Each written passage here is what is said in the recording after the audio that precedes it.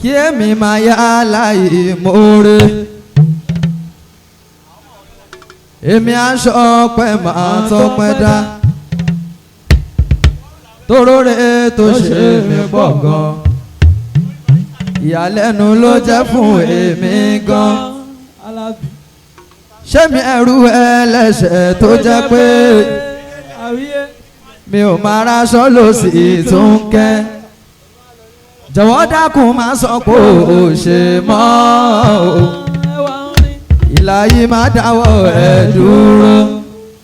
Àwíyé àwa mọ̀ọ́rẹ́ Ọlọ́run láyé wa mọ̀ọ́rẹ́ máa dáwọ́ ìkẹ́ dúró lórí wa àmín. Mo lápáṣọ tún ti bẹ̀rẹ̀ rẹ̀ kálẹ̀ wá nǹkan fìdílé. Bó bá ṣe ń wí là ń gbọ́ ojúló ní ọ̀rọ̀ ẹ. Kámẹ́gàn ká tún fẹ̀gàn kún mo kọjá olórin ṣẹ̀ṣẹ̀ dé. Bàbá wa ò ṣì òye mi ìkìmọ̀ tó pọ̀ àtòyé lọ́lọ́wọ́n bá ṣe fàkàn bí. Tóró lórin gbọ́ ọ̀dọ̀ lè kọ́ lọ́nà bí mélòó borin báyìí. Bàbá wa Jésù mọ̀ bí yóò ti ẹ̀yìn tẹnu wa ń kéwò agọ́rọ́dún ṣìírí mọ̀ ń wí. Àlífà kárù ọ̀kan ni àrísàwù àlìjà bàmí sírul makitumi. Ẹ̀yìn tí sárù pẹ̀lú àsìfù àzúdù ọ̀kan ni ànúsìfù àtọ̀bíyà àlìkímọ̀ ọ̀kan ni. Mọ́díhù káṣẹ́yìn ní tọ̀tẹ̀ yìí ẹ̀tẹ̀lé mi ká lórin fẹ́ bọ́. Mo kí bàbá rọ ìdù kẹpẹ́ torí pa àrọ́jọ́ mùsùlùkùn rárá. Gbogbo àwọn tí kíkí tọ́ sí mo fẹ́ kí ìràwọ̀ náà bí ẹwà orin àlùbáríkà yín kọ́ ló ń fi kẹwàá àmín.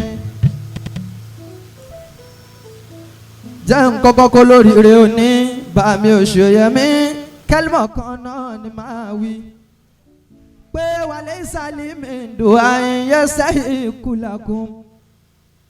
Siwada wa min sururin walhudal kamala wa min shirari aduwin asta'izu lakum billahi min su'atil ukuba akazal batola.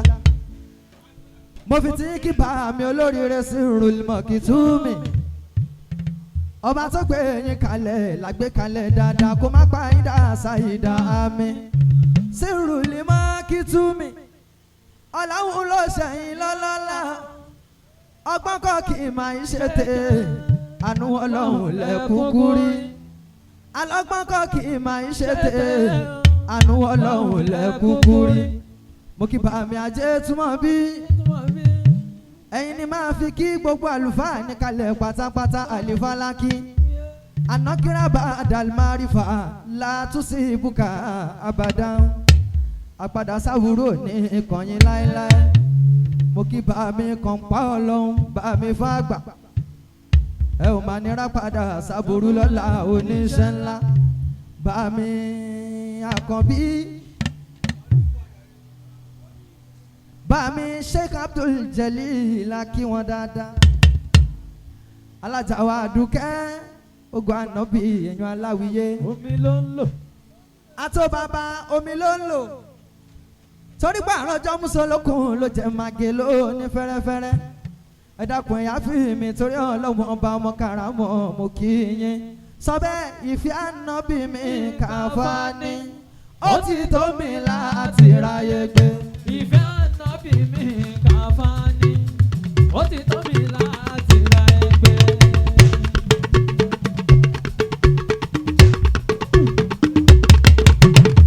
Àlìfálákì olólùfẹ́ mi ni máa wọlé kẹ́ máa rọra Allahu wa sálẹ̀. Alábí. Òun ló ní máa sọ bẹ́ẹ̀. Àlìfálákì wọ́n ní máa sọ pé ìràwọ̀ ànábì ògo ọmọ orúkọ lóró mi yóò dájú. Ó sọ bẹ́ẹ̀ bá bímọ sọ́lá.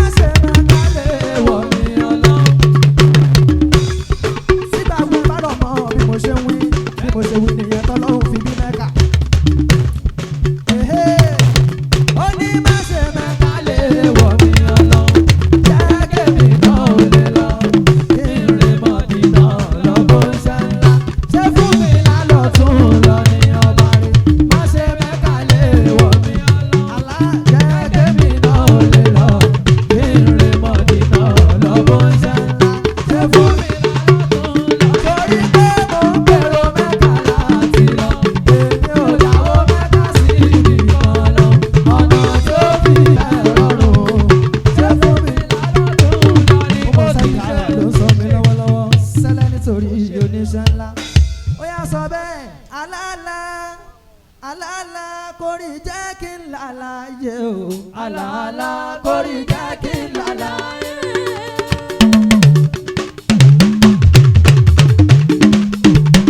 Kàlífà aláàb ló sọ mí lọ́wọ́lọ́wọ́. Àjàgbá àṣìṣe mi ò sọ. Èèyàn ti bàbá àpọ́nlé ṣé kájú bá àṣìṣe mi. Ọmọ àti bàbá ẹ máa mú bẹ́ẹ̀ ẹ máa. Mo ní lójoojúmọ́ mo máa ń tẹ̀ lọ́hùn tí mo bá ti jí. Wípé gbogbo olólùfẹ́ mi tán gbé mi sórí. Àríyá àmọ́dá. Gbogbo olólùfẹ́ mi tán gbé mi sórí. Tán fẹ́ mi dénú dọ́kàn pẹ̀lú owó tán ní. Tó fi gbà kan yé máa fẹ́ràn mi ìpalẹ̀ fún owó. Àtọ̀lá ńlá tí ó bó sì tán o pẹ̀lú àlékún. Àlàáfíà tí ó bá rùn tán o bẹ́ẹ̀ kò ṣe fẹ́. Kó jẹ́ bẹ́ẹ̀ ni náà díẹ̀ fún mi. Bàbá kékeré o. Ìgbà ńlá díẹ̀ sọ̀rọ̀ mi. Tó fi gbà lékún. Owó àpẹ́ ìbánu.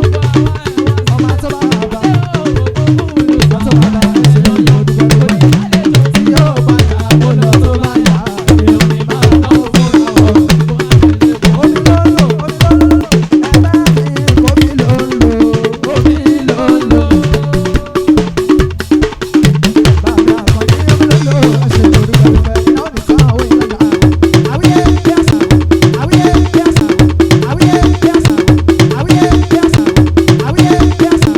Àwíyé bí àṣà. Ọmọ Ìbàdàn nílé Olúyọ̀lé. Jọ́ ìdìbò àlè ìlànà dé o. Ọlọ́run máa sọ bó o ṣe mọ́ o. Nínú ayẹyẹ àmọ́lá wa pẹ́. Bàbá sí ìròlé mọ́kì tú mi. Alájà Kàlífà ọkọ̀ dúdú, ọkọ̀ dúdú ọkọ̀ pupa.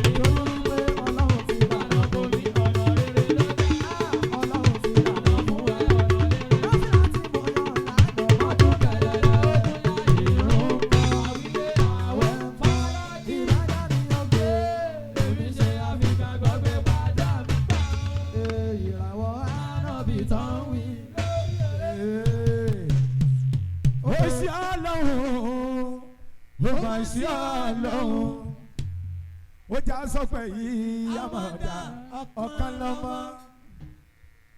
ẹ̀yin náà ṣàmọ̀ mi láti ilẹ̀ pé mo dá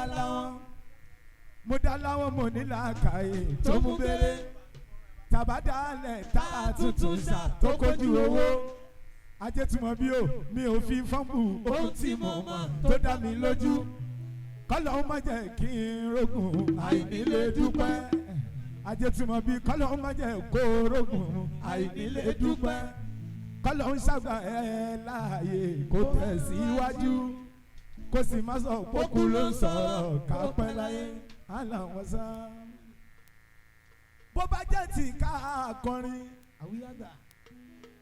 gbogbo olórin tí wọ́n bá ń fowó pè ó yẹ kó onítàn máa dúpẹ́ àìmọye bíríkìlà tó jẹ́ pé tẹ́ ẹ bá lọ sáìtì ẹ rí wọn tẹ́ ẹ lóhun tó dùn tán fi ń kọrin àìmọye mẹkáníìkì lọ́jà àìmọye ọlọ́kadà tó yẹ pé tí wọ́n bá ń kàn ọ̀kadà wọn lọ bó ṣe ń fún ẹ láyìn lọ́mọ wúrà Fatayi Yusufu Ọlátúnjí wọ́n kọrin Haruna Bíṣọlá wọ́n kọrin Gálímù Kàyíbà wọ́n tún lé lóhùn Òṣùpá Sáyídì ṣùgbọ́n àbíkọ́ lóhùn ọ̀gá ńlá Pasuma ṣùgbọ́n ọmọ Ádámọ̀ ló ní wọn lọ́wọ́ o. Àwíyé o bó ṣe ń gbé ẹnì kùn bẹ́ẹ̀ náà ló ń gbé mi nínú ó yẹ sọ pé sẹ́sẹ̀ sẹ́lùsẹ̀.